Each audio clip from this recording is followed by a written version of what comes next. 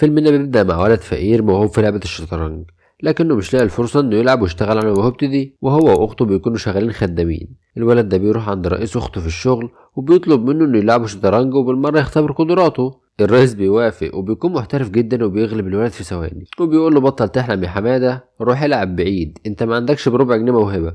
طبعا بيمشي وهو حزين وبيروح ياخد فلوس اخته ويهرب، وبيروح على محطة القطر وياخد أبعد قطر ويمشي، وفي شوية متشردين بيضربوه ياخدوا الفلوس منه. بعدين بيقوم ويروح قهوة المصريين، وأول واحد بيقابله بيطلب منه إنه يلعبوا شطرنج، فبيوافق. الولد بيغلبه وبيدخل على اللي بعده واللي بعده واللي بعده، وتقريبا بيغلب كل اللي في المكان، وبيكون في واحد مراقبه.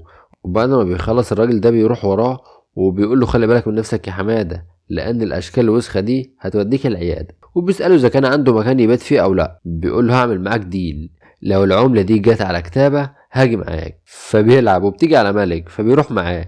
بيقول له بس دي جت على ملك. قال له جرى ايه يا عم، انت هتاخد على كلام عيل صغير؟ وبياخده بيروح على مكان غريب، والاغرب انه بيسجد لخنزير شبهه. وبعدين بيبدأ تدريبه علشان يخليه محترف شطرنج، وبيعلمه بأساليب غريبة جدا لدرجة انه بيحبسه في أوضة وبيلعبه وهو مش شايف، وبيقول له انه مش هيخرج غير لما يفوز عليه. بيفتكر حياته كانت ازاي قبل ما يجي المكان ده وبينهار، وتاني يوم بيفوز على معلمه من اول مرة. وبعد ما يطلع معلمه بيلاقيه راسم الشطرنج بالدم على الجدار، بيطلب منه اعمال مش كويسة وبيزعقله وبيقول له انت تنفذ اللي اتقالك من سكات، زيك زي الآلة بالظبط. وبيكون في طفل مراقبهم، وبعدها بيطلع جري على باباه اللي الخنزير تاو كسبه والخسران بيولع في نفسه. بعدها بيروح عند عبده حناكة وبيلعبوا جيم بشياكة، وبيكون مثبت ايده طول الوقت، وده لان في كاميرا وسيويي بيقول له يلعب ايه، وبيخليه يغلب عبده. بس الرهان المرة دي مش على موت، ده على شنطة فلوس. السيد لاور بيديها له من غير نفس وبياخدها ويمشي. بيروح يقابل سيويي وبيديله نصيبه من الجيم، بس لاور بيجي وشكله كده مش مسامح في الفلوس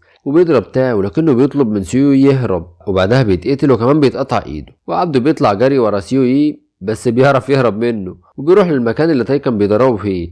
بعدها ما شاء الله كبر وبقى عنده 6 باكس، صبح وظهر ومغرب بعد الاكل. وبرضه مش بيبطل تدريب على الشطرنج حتى وهو بيتمرن، بيمشي من المكان وبيودع الغلبان جده محمد جوز طنط عفاف. بعدها بيروح على مكان كل اللي فيه بيلعبوا شطرنج، وزي ما اتعودنا على رهانات بيسأل عن حد ما اتغلبش قبل كده، وبيرمي قدامهم ايد تاو اللي لعور قطعها له، فبيعرفوا وبياخدوا للشخص اللي ما بيتغلبش ده، لكنه بيغلبه بسهولة جدا. وبيقول له اوعى تزعل، كويس ان هي ما جاتش في توتة عيل من العيال. بياخد الفلوس ويمشي، وكده غلب اول واحد من القائمة بتاعته، وبيغلب اللي بعده واللي بعده، ومش بياخد اي حاجة من الفلوس اللي بيكسبها. كل اللي هو عاوزه ان يغلب كل لاعيبة الشطرنج المحترفين في العالم. وتاني يوم بيروح لمكان غريب جدا لواحد اغرب، لانه بيكون قاطع ايد ناس كتير ومحتفظ بيها. الناس بتحتفظ بجوابات وده محتفظ ببواقي بني ادمين. ما علينا. سيويي بيطلب انه يلعبه، بس ده مش بيلعب على فلوس، بيلعب على دراع بني ادمين، لا اسف تعديل، على رقبة بني ادمين. المهم بيبدأ الجيم مع الراجل الغشيم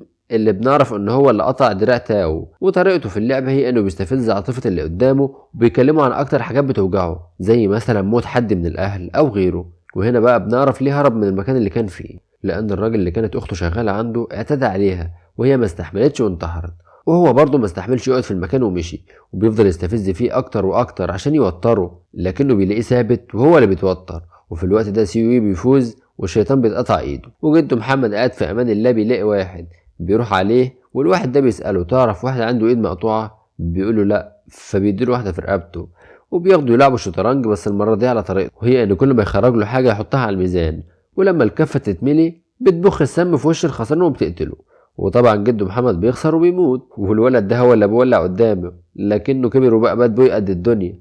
بنرجع لعبده حناكة اللي بيكون مخلي المساعد بتاع سيوي جاسوس عنده وبيعرف منه كل حاجة. وتاني يوم بيكونوا ماشيين، سيوي بيشوف حد فبيوزع المساعد بتاعه وبيرجع له. بيطلع مين؟ الأعور. بيقول انت بتجيش ليه؟ مش تبقى تيجي؟ بيروح له فعلا وبيحاول يقتله، لكنه المرة دي بيمسح بدماغه الجدار وبيشوه وشه، بيبقى خلاص مش شايف فبيطلع يجري. بعدها سيوي بيلعب عبده جيم على فلوس، لكن عبده بيسخن فبيراهن على المبنى بتاعه، لكنه بيخسر وفعلا بيديله العقد. في الوقت ده بتدخل البت جواهر فبيقول لها كويس انك جيت يا جوجو، انا بقى هراهن عليكي، فبتديله صباع شوكولاته وتمشي. بيطلب انه يلعبه تاني بس المره دي الخسران بيموت، وبيروح يلعبوا على قضيب القطر وسيوي برضه بيفوز، والقطر بيكون قرب خلاص لكنه بيخاف وبيقوم بسرعه قبل ما القطر يخبطه، وكان هيقع في البحر بس سيوي بيلحقه. بيروح لمسابقة كبيرة جدا وفي لاعب اسمه هوانج دي لونج بيلعب 20 لاعب في وقت واحد وبيغلبهم، وسيوي قاعد بياخد البريك فاست بتاعه، بيدخل عليه الأعور ورجالته فبيكسر عليهم بلاط الحمام.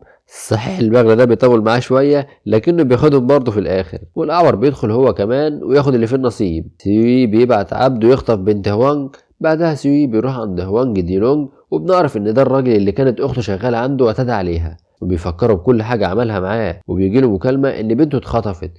بيقوله نفذ اللي هقولك عليه وإلا مش هتشوف بنتك تاني يا بيه. بيقول له آخرك معايا مواجهة، ولو ما كسبتنيش بنتك مش هتعيش. الله. بنرجع للواد اللي مش عارفين لأهله اسم ده وبيخطف مساعد سيوي وكان لسه هيشويه، لكن صاحبنا بيجي وكالعادة عارفين الموضوع هيخلص ازاي بمباراة شطرنج. بيلعبوا الجيم والجو بيكون حر جدا لأنه هيشوي اللي متعلق ده. المهم بيتعادلوا والخنزير ده كان هيقتل سيوي لكنه بياخدوا بيقعوا هما الاتنين وبيكملوا ضرب في بعض لحد ما سيوي بيقتله. بعدها بتكون في مسابقة كبيرة جدا أكتر من 100 لاعب وسيوي اللي هيلاعبهم كلهم لوحده. وطبعا عبده خاطف بنت هوانج وبيرسم لها شطرنج عشان يوريها تحركات أبوها وعمال يلعب فيها وهو أصلا شكله يجيب إسهال.